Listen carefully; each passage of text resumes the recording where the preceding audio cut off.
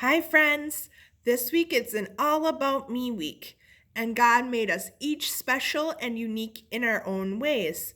Some people have glasses, some people have yellow hair or brown hair, some people have brown eyes or green eyes or blue eyes.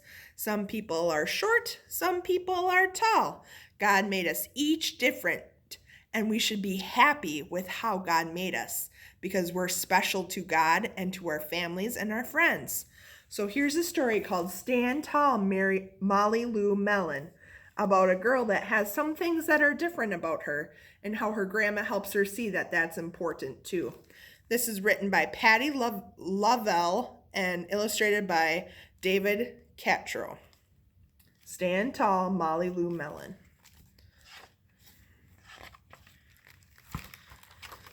Molly Lou Melon stood just taller than her dog and was the shortest girl in first grade. She didn't mind. Her grandma had told her, "Walk as proudly as you can, and the world will look up to you."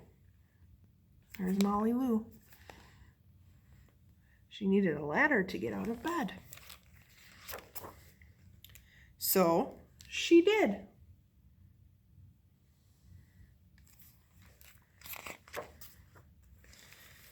Molly Lou Melon had buck teeth that stuck out so far she could stack pennies on them.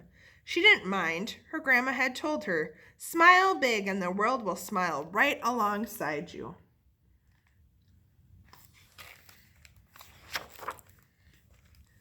So she did.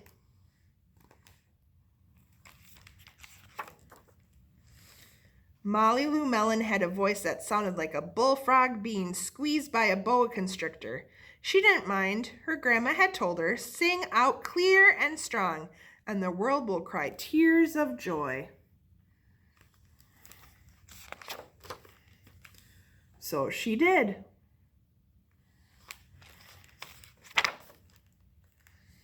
Molly Lou Melon was often Fumblefinger. She didn't mind. Her grandma had told her, "Believe in yourself and the world will believe in you too."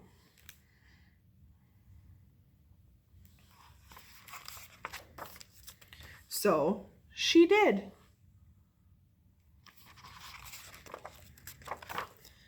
Then Molly Lou Melon moved to a new town. She had to say goodbye to her grandma and all of her friends.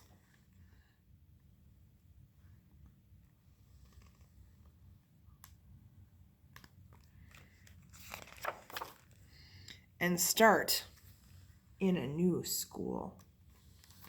That's probably scary for her. On the first day of school, Ronald Durkin called her Shrimpo in gym class.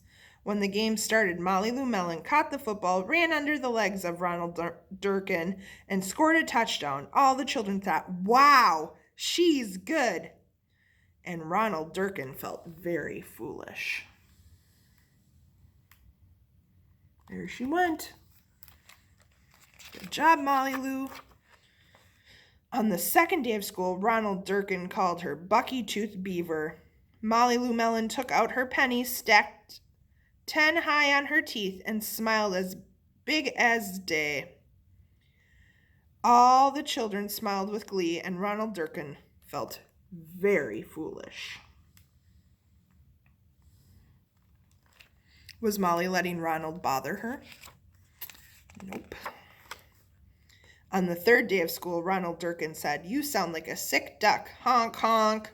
Molly Lou Melon sang out a quack so clear and strong that it made Ronald Durkin somersault backwards, hit his head, and have to go to the nurse.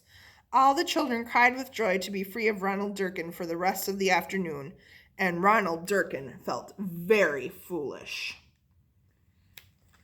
Is Ronald being a nice friend? He's saying unkind things to Molly, but Molly is just showing him that it doesn't bother her. On the fourth day of school, Ronald Durkin said that she'd made the snowflake all wrong, but Molly Lou Melon opened up her paper and revealed the most beautiful snowflake of all. All the children oohed and awed. Even Ronald. Look at her pretty snowflake. On the fifth day of school, Ronald Durkin brought Molly Lou Melon a stacking penny for her tooth and smiled at her. Is he going to be mean to her anymore? I don't think so. That night, Molly Lou Melon took out a pencil and paper and wrote a letter to her grandma. Dear Grandma, I wanted to tell you that everything you told me was exactly right. Love, Molly Lou Melon. The end. So if people say mean things to you, just ignore them, because you know that you are special because God made you and that God loves you, and so does your family and your friends. So be like Molly Lou and ignore the sad choice words people say.